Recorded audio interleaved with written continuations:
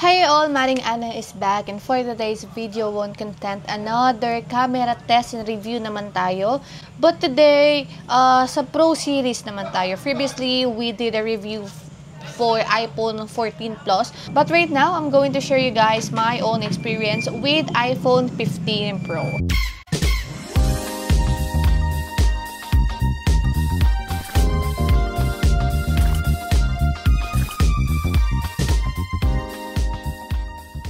Makakabili kayo mga ka-J-Vlog ng 15 Pros, of course, sa ating mga recommended shops sa Green Hills, which is CMB Gadgets. Yan yung shop ni Boss Mayet.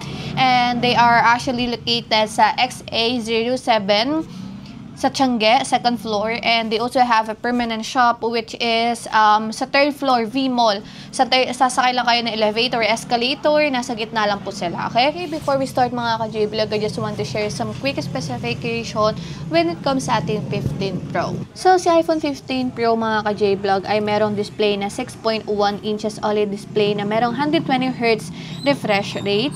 Sa kanyang camera naman mga ka-J-Vlog, meron siyang triple cameras. Ang kanyang main camera, that is 48 megapixel, ultra-wide 12 megapixel, and telephoto 12 megapixel. Pagdating naman sa front camera mga ka-J-Vlog, meron siyang 12 megapixel din.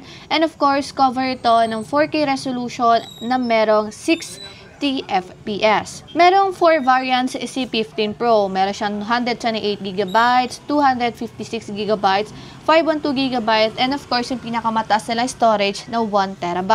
This 15 Pro is already a USB Type-C charging port. Meron ding 4 colors si 15 Pro, yung black titanium, white titanium, blue titanium, and also yung natural titanium. And this iPhone 15 Pro was released way back on 2023. And of course mga ka-J-Vlog, ang chipset na po ng ating iPhone 15 Pro is A17 Pro at iOS 17 na din po ito.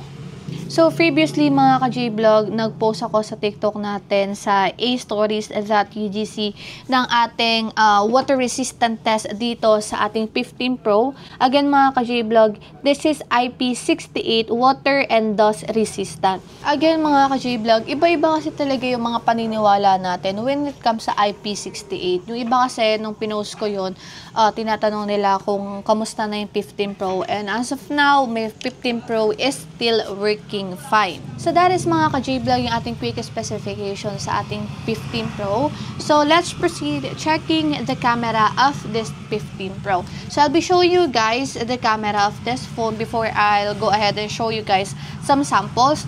So this is the video. We have 0.5 in here times 2 times 1 times 1 times 2 and then the 3. So you can zoom this video up until 9. There you go. You can zoom the video again. You can zoom the video up until 9.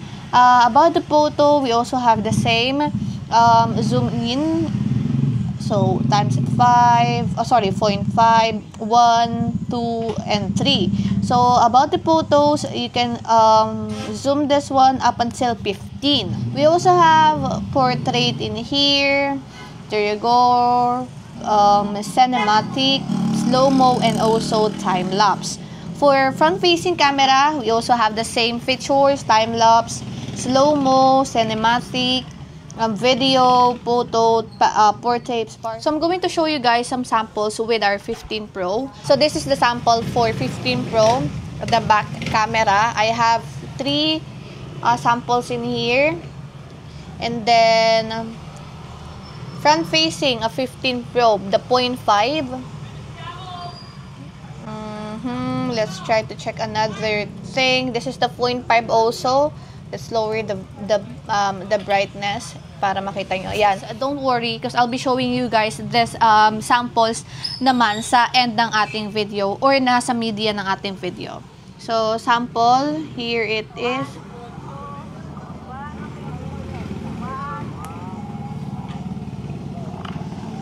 So, J-Vlog is using 16 in that video and mine naman is I'm using this 15 Pro.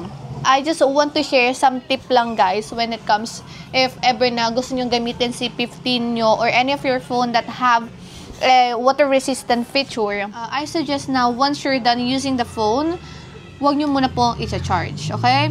Kasi possible kasi na doon talaga magkakaroon ng problema si phone. Let it dry lang mga ka-J-Vlog up until 30 to 25 minutes, something like that. Wala namang mawawala siguro sa ganong short time ng paghihintay nyo sa pagsi-cellphone. Isipin nyo lang na natulog lang kayo mga ka-J-Vlog or nakaidlip kayo para na nakalimutan nyo kung saan nyo nilapag yung phone nyo. Pwede nyo din siyang ilagay sa bigas. Pero ako hindi ko siya pa na-try na nilagay sa bigas. After ko siyang ginamit sa Aqua Planet, pinahinga ko lang yung phone ko. Hindi ko siya ginamit kasi nasa biyahe din kami nun pa uwi. So, midlip lang ako. Pagdating ko sa bahay, okay naman na siya. Nag-charge siya. So, it actually depends on how to use your phone. Or actually depends on you on how to use your phone. Kasi, alam nyo, nasa inyo naman talaga kung inaalagaan nyo ng tama yung phone nyo, kung alam nyo talaga on how to proper use your phone, there will be no problem on your phone. Again, I understand you guys if ever na natatakot kayo mag-risk na basain yung 15 Pro nyo or any of your phone na water resistant. Of course, hard-earned money yung binili yung phone na yan. Galing yan sa pinaghihirapan nyo. So, maintindihan ko din kayo if ever na ito yung first time nyong bumili ng mahal na phone. Well, marami din ako nabasa na comment dun sa previously na in-upload ni J-Vlog sa TikTok niya, yung water resistant test naman sa kanyang iPhone 16. Meron pa nga nagsabi na ayaw daw mag-charge ng kanyang phone. Again, mga ka-J-Vlog, huwag nyo muna pong isasaksak, of course, yung phone nyo once na galing siya sa tubig. Kahit anong phone naman talaga yan eh. Kahit Android man yan or sabihin na natin any of your iPhone. Hindi nyo siya pwedeng i-charge agad-agad. Parang tao lang yan mga ka-J-Vlog. Diba may kasabihan na pag pagod ka, huwag ka daw maliligo kasi mapapasma ka. So, same with your iPhone. Same with any of your phone. So, pagod si iPhone mo, kakabasa mo, of course, huwag mo siyang isasaksak, mga ka-J-Vlog. Pagpahingayin mo lang siya ng mga 30 minutes, 25 minutes. Kung natatagalan ko, try mo mga 20 minutes. Ganyan. Kasi possible naman na, like, pag sinaksak mo yun, magkakaroon naman siya ng warning eh. So, if nabasa mo na yung warning, tanggalin mo na and then let it dry up until 15 minutes, another 15 minutes. Hindi naman siguro kabawasan sa oras mo yung 15 minutes na hindi mo lang mahahawakan yung phone mo. So, you can use your iPhone 15 Pro sa water within 6 to 30 minutes.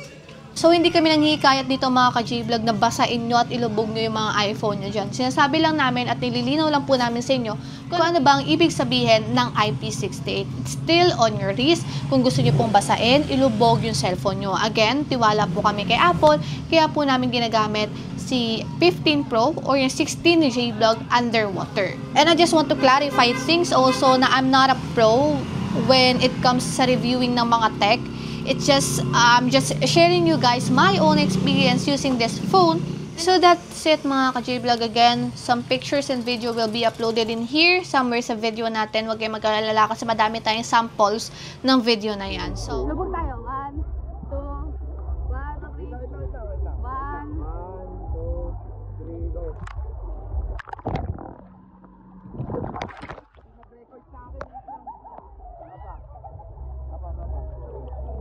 One more. 1, 2, 3.